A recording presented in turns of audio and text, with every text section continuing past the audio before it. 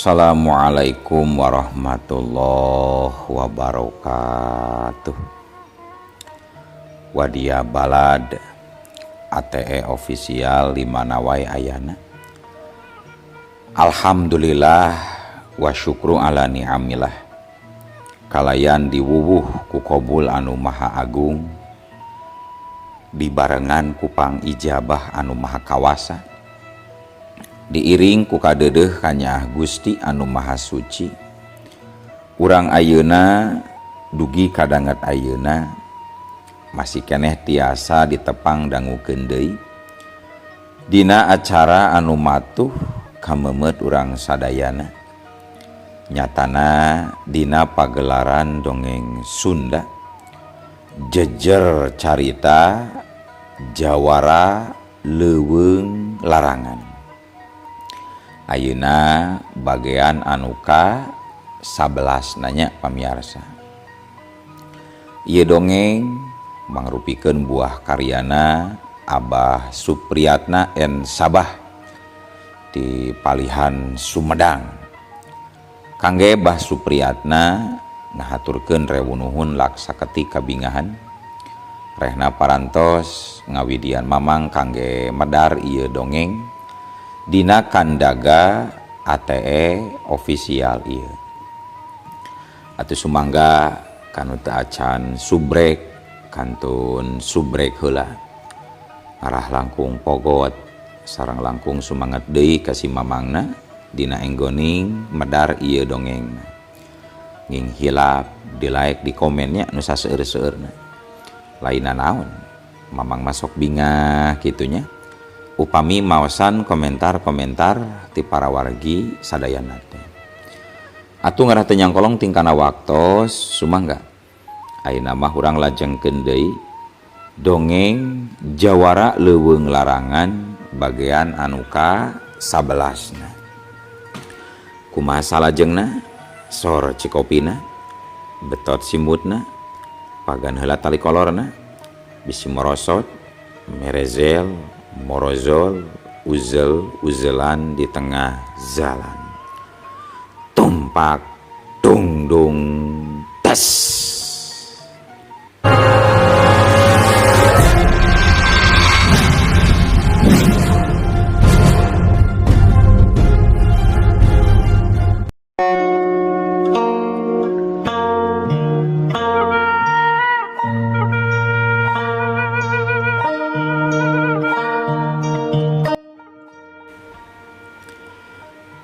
Para mitra sadayana, akhirna ku Argawira jeung Mang Oyo akhirna mah ninggalkeun santanu saparakanca anu keur ugal-ugil dina genggong anu pinuh ku lentah.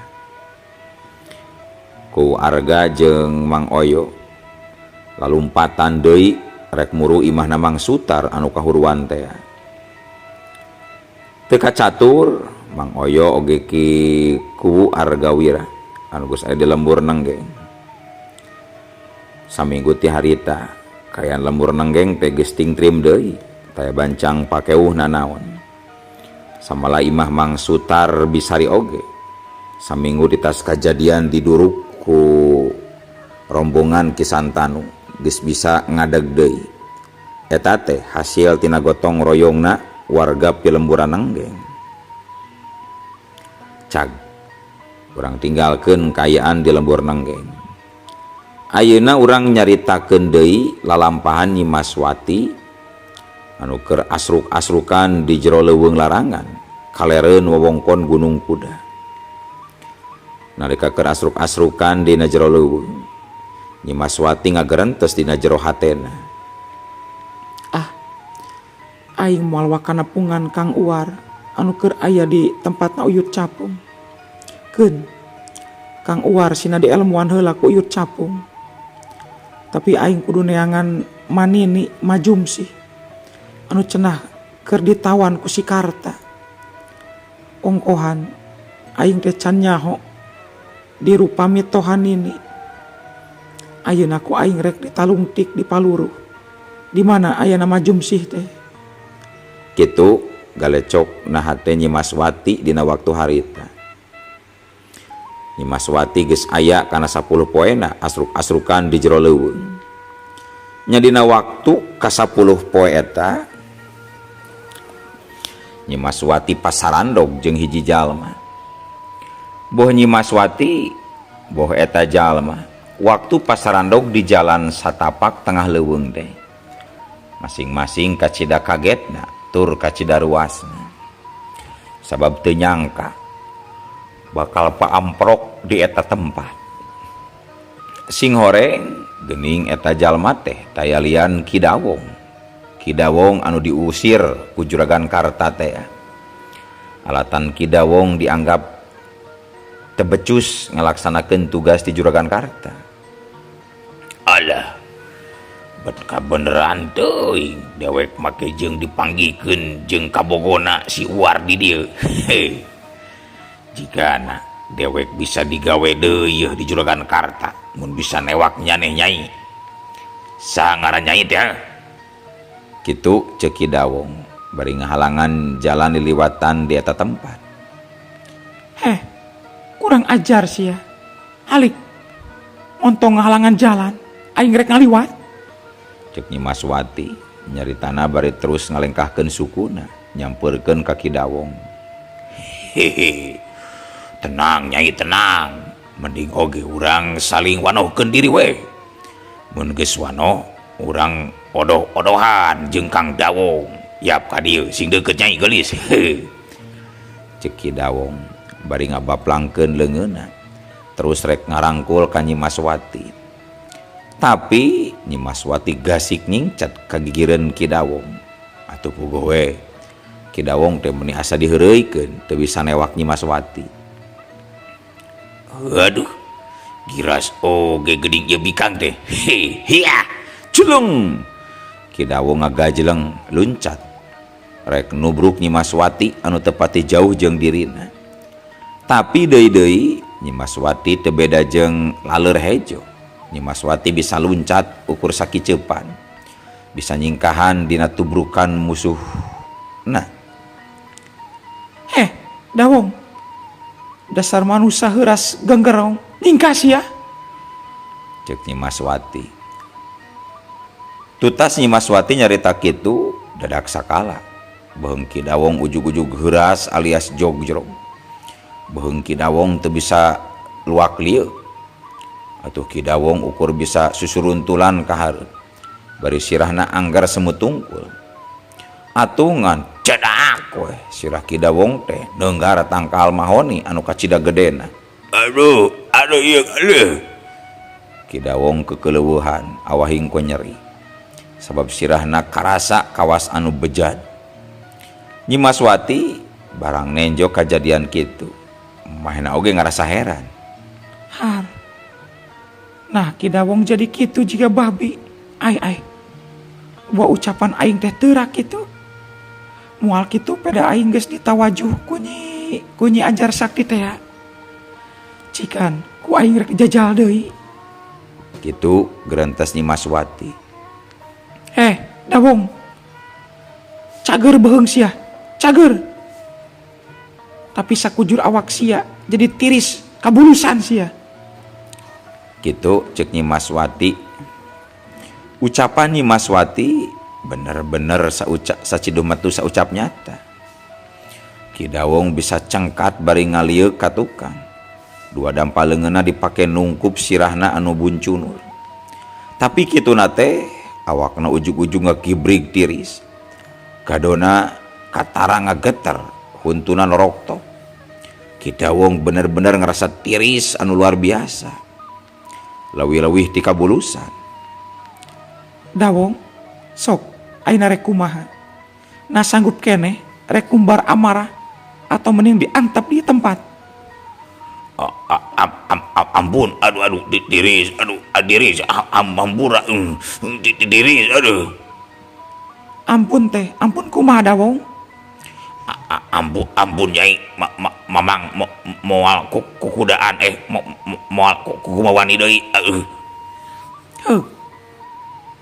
Lamun kitu mah maneh cager deui si Dawong. Tutas Nyi Maswati nyarita kitu, Ki Dawong bener-bener cager tina tirisna. Kalayan Ki Dawong ujug-ujug nyuuh kana dampal suku Nyi Maswati. Ya, Nyai, aduh, diwanggit ayeuna. Mamang saja tumut turut manut ka Nyai. Nyai ku mamang dianggap dunungan. Mamang bade bebela ka Nyai. Sabab mamang sabenerna mah geus teu jadi pagawena Juragan Karta. Mamang geus diusir, malah dihianatan ku Juragan Karta. Nu matak ieu mamang aya di leuweung ieu teh, mamang kapidang dung teu nyaho jalan balik. Satadina mah mamang terek mulang deui ka lembur mamang ka kulon, tapi mamang kalah ka pahu nyasar ka ieu leuweung Nyai. Kitu ceuk Ki Dawong nyaritana bari semu ngaleungis. Ki Dawong hampura kuring. Kuring percaya karena ceritaan mamang. Tapi kuring moal bisa ngajak Mang Dawong. Kuring melalui hade lumampah sorangan be. Duh Nyai, ampun paralun. Mamang moal ngariweuhkeun ka Nyai. Tapi justru mamang terek bener-bener hayang jadi gandek Nyai. Muga ditampa be ka yang mamang Nyai. Nyaheug atuh. Tapi ulah wani-wani khianat ka kuring. Mang Dawong kudu daek mantuan kana kahayang jeung tujuan kuring. Kitu ceuk Nyi Maswati bari ngalaan kele wadah cai anu nyangklek dina cangkengna, laju nginum dina eta kele.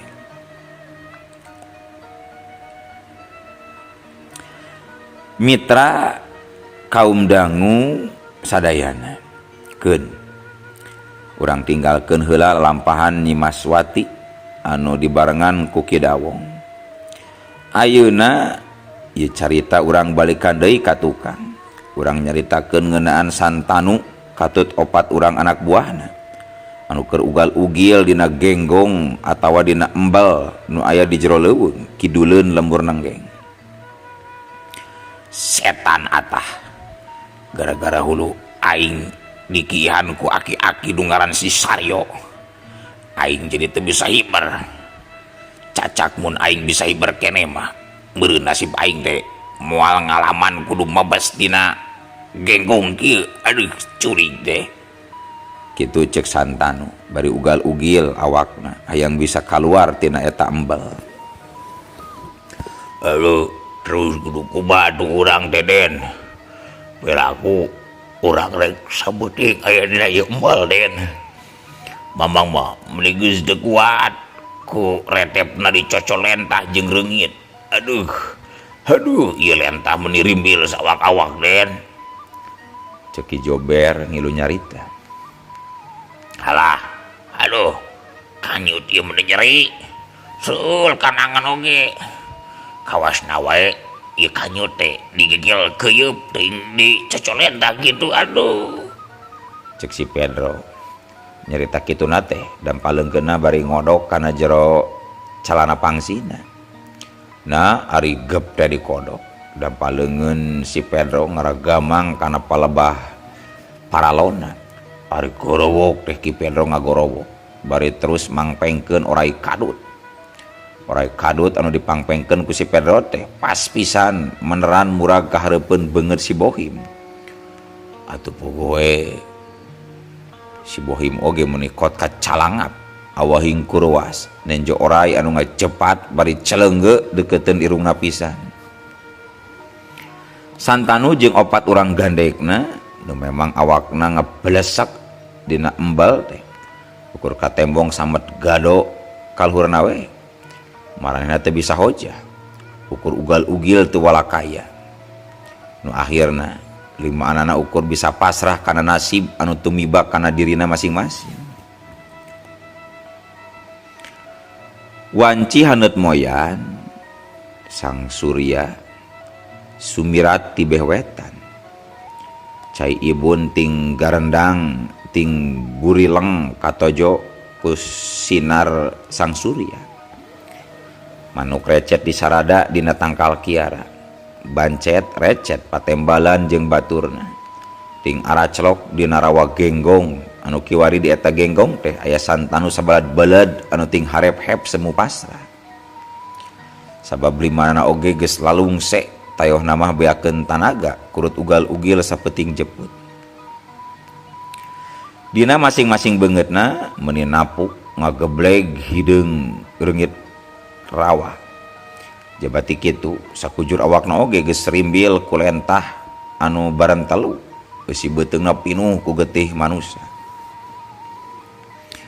Dina kaayaan kitu lagadar harita aya jelema liwat ka pelebah handapeun Kiara anu deukeut jeung rawa genggong. Eta jalma teh taya lian ti Mang Usan, urang babakan sempur. Ari Mang Usan teh jalma budeg alias torek. Pakasaban sapopoena tukang neangan madu odeng anu aya di leuweung Sareuni, leuweung kiduleun Lembur Nenggeng. Alah Den, eta gerak kabeneran anu datang cikan sugan we manehna bisa nulungan alurang Den. Ceki Bohim, kitu nate manehna bari terus gugorowokan minta tulung. Mang, cikan kami tulungan Mang. Kami kapahung ieu dibelesekan embel Mang. Kitu cek Mang Bohim. Tapi Mang Usan kawan tu jalema torek, ih da jongjon we leumpang teu malirek kanu gugorowokan minta tulung. Mang Usan jongjon bari tetanggahan kaluhur kana tangkal Kiara susuganan aya sayang odeng. Tadi teh da kadi ieu hiberna odeng teh da moal salah pasti nyayang dina Kiara ieu ye. Kitu gerentes hate Mang Usan bari tuluy tetanggahan. Setan atah eta manusia teh meuni teu ngawaro. Kurang tarik beureung ngagarwana Mang Bohim euy. Cek Santanu bari murilitkeun beuheungna dipake ngalieu ka pelebah kenca ngareret ka Mang Bohim. Akhirna kawas anu dikomando wae lima anana meuni barang ting gorowok gagarawan ka Mang Usan anu keur tatanggahan handapeun tangkal Kiara. Mang dulungan, Mang dulungan. Kitu ting jorowokna Santanu, si Juber, si Bohim, si Pedro jeung Ki Sugiri. Tapi Mang Usan mah angger we hare-hare. Malah ayeuna mah kalah kawas anu rek naek kana gawir ngadeuketan kana bagal tangkal Kiara. Dina kaayaan kitu Siut harita hiji odeng anu hiber kaluhureun sirah Mang Usan. Ku Mang Usan eta odeng teh ditempokeun hiberna. Tayohna wae eta odeng teh rek murung nginum kana cai nu aya dina rawa. Barang Mang Usan panona ditujukeun kana palebah eunteupna odeng, Mang Usan kacidaruas pacampur jeung sieuna. Sabab Mang Usan nenjo 5 sirah jeung katempona ku Mang Usan mah masing-masing sungutna keur cacalangapan. Sok padahal lain keur calangap tapi keur gogorowokan meta tulung, dasar anu torek.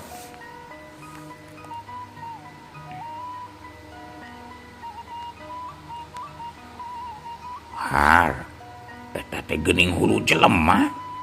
Uring muni loba 1 2 3 5. Nah kunaon eta manusia teh bisa 3 leburus kana embal. Duh karunya teuing eta teh moal burung susah diudag maung atawa diudag sato galak kudu ditulungan ieu mah bisa-bisa parae lang layeuseun mun ku aing teu buru-buru tulungan teh euy. Kitu gerentes hatena Mang Usan. Atuh Mang Usan terus malikeun awakna laju rek nuar awi haur anu memang teu jauh di eta tempat. Tuh ningan aya gerengan haur dek dituar aku aing keur gantar dipake ngabetot anu limaan. Sanggeus Mang Usan rengse ngareretan awi haur, Mang Usan terus balik deui ka rawa rek nulungan Santanu katut 4 urang baladna. Yo nyekel kana gantar kukuring rek dikenyang ti disok sekel. Kitu ceuk Mang Usan bari nyodorkeun gantar ka hareupeun beungeut si Bohim. Si Bohim meuni atoh aya nu ngasongan gantar awit teh. Teh talangke deui tungtung awi haur teh dicekelan ku si Bohim. Mang Usan masang kuda-kuda laju ngenyang gantar. Lalaunan awak Mang Bohim ngagulusur bari muntang kana gantar anu dibedol ku Mang Usan. Aduh, nuhun Mang, dewek geus ditulungan. Sangar Mamang teh Mang. Cek si Bohim. Kitu teh bari diuk dina taneuh deukeut suku Mang Usan anu keur nangtung bari nyekelan gantar. Mang Usan mah jongjon we teu nembalan kanu nganuhunkeun jeung kanu nanyakeun aran manehna teh. Da puguh torek teh ya apan Mang Usan teh. Mang Usan terus nyodorkeun deui gantar ka hareupeun Santanu. Nempo Mang Usan anu rek ngenyang gantar anu geus diceklan ku Santanu, si Bohim hudang dina diukna. Rek mantuan Mang Usan anu keur ngabedol Santanu. Kitu jeung kitu. Nu akhirna mah Santanu katut 4 urang baladna bisa hanjat tur salamet tina cepelna embal genggong. Salamet ayeuna mah kuring morek terus ngiang we teh dengan madu mangga digantun. Kitu ceuk Mang Usan bari terus rek indit ninggalkeun rombongan Santanu anu keur dariuk. Geula Mang, geula. Sangaran Mamang, urang mana Mang? Santanu nyarita kituna teh bari tangga. Panonna neuteub ka Mang Usan. Hah? Nya kuring marek dengan madu? Nya ke heula Mamang teh sangaran jeung pangnuduhkeun di mana nu aya cai solokan atau pancuran. Kuring sarera rek mandi, rek ieu ngebersihan awak jeung pakaian. Nya teu dicolokan ngalam madu mah. Tapi sayangna dipuput ku haseup. Kunaon dicolokan? Walon Mang Usan, tayuhna we kecap solokan teh kadengi kumahena mah colokan. Ki Juber surti yen Mang Usan teh ceulina torek. Ki Juber nangtung bari terus tumanya nanyakeun solokan anu bisa dipake mandi. Dina caritana Ki Juber teh bari pepeta. Tayuhna wae Mang Usan teh ngarti ari kana ucapan Ki Juber bari dipetakeun mah. Oh solokan. Terus we kalando tuh itu tuh aya tangkal teureub anu jangkung itu tuh. Di handapna aya solokan eta teh. Babarida turuna oge jeung solokanna oge deet teu jero ieu. Walon Mang Usan bari nunjukkeun curugna ka palebah tangkal teureub nu aya di landeuheun eta tempat. Atu anu limaan gancang pakuniang kabeh harudang tuluy muru kalandeuh ka handap pikeun bebersih. Teu kacatur perkara mandina Santanu katut baladna. Teu kakocap oge Mang Usan anu rek neruskeun yangan madu nyeuruan. Ayeuna urang nyaritakeun kaayaan di lembur Ciseuti di lemburna Juragan Karta. Kaayaan lembur Ciseuti dina mangsa harita teu beda jeung lembur anu narikolot. Sabab sakabeh pangeussi lembur Ciseuti harita dikungkung ku rasa kasieun jeung karempan. Eta kasieun jeung karempan teh balukar tina polah jeung kalakuanna Juragan Karta katut lanceukna anu katelahna Nini Sarweni teh. Beurang peuting urang lembur Ciseuti teh teu wani ngulamprang. Mun beurang cul ninggalkeun kana kasabna. Lamun reup sareupna nepi ka wayah isukna deui teu wani ngulamprang atawahna tangga sakumaha biasana urang lembur. Lain taya alesan pangna warga lembur Ciseuti teu kawas sasari teh. Sabab sararea oge ngarasa sieun ku katelengesan jeung kakejeman Nini Sarnewi oge Juragan Karta.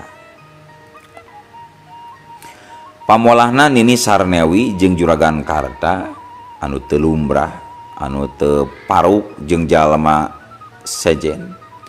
Istuning geus kasaksian ku sakabeh warga Ciseuti. Upamana wae lamun hiji jalma atawa hiji riungan jalma anu keur ngobrolkeun ngeunaan Jang Uar atawa ngeunaan nasibna Majumsi. eta obrolan teh kadenge ku ceulina Juragan Karta atau ku antek-antekna. Geus moal henteu tangtu bakal ditepikeun ka Juragan Karta. Pajar maneh teh keur ngomongkeun Juragan Karta bari eta laporan teh sok dibungbuan alias dileuwihan sangkan Juragan Karta timbul nafsuna. Di mana Juragan Karta geus nafsu ka hiji jalma sok terus nimbulkeun huru-hara ku katelengesanana. Nyaeta sok minang saraya ka Nini Sarnewi sina neluh ngawarjit eta jalma. Tong boroning aya jalma nu ngomongkeun kana perilaku manehna dalah aya jalma nu pasarandog jeung Juragan Karta. Heug eta jalma teh parang keur nyiduh di hareupeun Juragan Karta. Tan wande eta jalma teh bakal digebugan ku anak buahna Juragan Karta. Komo lamun wani ngalawan mah geus moal henteu. Kontan peutingna bakal adu lajer akibat ngarandapan teluh anu luar biasa. Eta teluh teh mun teu bareuh beuteung nya sok utah getih lalambaran. Geus aya 3 urangna warga Ciseuti anu binasa akibat tina utah getih hasil warjitna Nini Sarnewi. Nini Sarnewi teh salila ieu ukur pulang anting ka lemburna ka lembur lemah dhuwur jeung ka Ciseuti. 2-3 poe di lemburna dileuwih dhuwur pek balik deui ka imahna Juragan Karta di Ciseuti. Kitu jeung kitu we gawena Nini Sarnewi sapoe-poena teh. Ayeuna urang caturkeun di jero imahna Juragan Karta. Harita teh Juragan Karta keur guntreng ngobrol jeung Nini Sarnewi nu jadi lanceukna. Karta, halo, geus 10 poe ieu si Tanu jeung nu sejena can aya balalik wae. Aing hayang geula meunang beja. Kumaha hasil henteuna nyangkalak anu ngalan si Uar teh. Kitu ceuk Nini Sarnewi ngamimitian cumaritana dina waktu harita. Nya eta kitu pisan Bo. Puguh kami oge teh. Kami oge ieu teh keur ngarep-ngarep datangna anak kami. Ai. Sugan teh Bo moal balik di ka dieu. Beda we mun aya samingguna Bo di lemah dhuwur teh Bo. Kitu ceuk Juragan Karta. Rada lila soten di lembur aing teh tas ngadeuheus heula kaki buyut kalajongri gulu aing anu aya di puntrut Gunung Kelemai samalah aing teh meunang beja ti Ki Buyut cenah ilmu ngapungna si Santanu teh geus apes camal ku hiji jalma anu nyamunikeun diri nu aya di lembur dampit aing geus teu we moal salah deui tangtu eta mangkluk teh lintang ti si Oyo aki-aki 7 mulut tapi wujudna angger jiga jalma anu 40-50 tahunan. Walau Nini Sarnewi nyaritana bari teu boleh dipungkas ku seuring ngahehe anu sorana semu ngengkreng. Dina kaayaan kitu diluareun imah sing torojol rombongan Santanu anu karek nepi tina lampahanana saya 10 poe. Tah geuning nu diomongkeun teh daratang Bo paranjang umur. Ai. Nah geuning Santanu bohim eta pakaian ari lain beuni karucel kitu jiga tas karuli macul deuleu. Cek Juragan Karta katara pasamuanana nembongkeun rasa helok anu kacida. Dulu eta bebenyi teh bet kalalucel kitu nah kuna naon ilaing Tanu cik nyarita ka kami. Tah sok kumang juber we terangkeun lalakonna Mang dek karek mandi deui ieu jeung rek tuluy nyatuh lah lapar dek ka Mamang. Cek Santanu bari teu nunggu jawaban ti sasaha tapi inyana langsung indit rek muruka pancuran nu aya tukangeun imahna. Saleosna Santanu anu terus muru rek ka pancuran Ki Juber kalawan nu rada asa-asa inyana ngaharempoy kahareupeun Juragan Karta anu keur diuk ngarendeng jeung Nini Sarnewi. Cing hok kumaha usaha ari laing teh Juber ranggeun ka kami ngabuageun hasil nu nyogemageun atawa handeuh. Cek Juragan Karta panona meuni antep mencrong ka Ki Juber. Tapi acan oge Ki Juber ngajawab, "No atuh. Ori ujug-ujug euleum.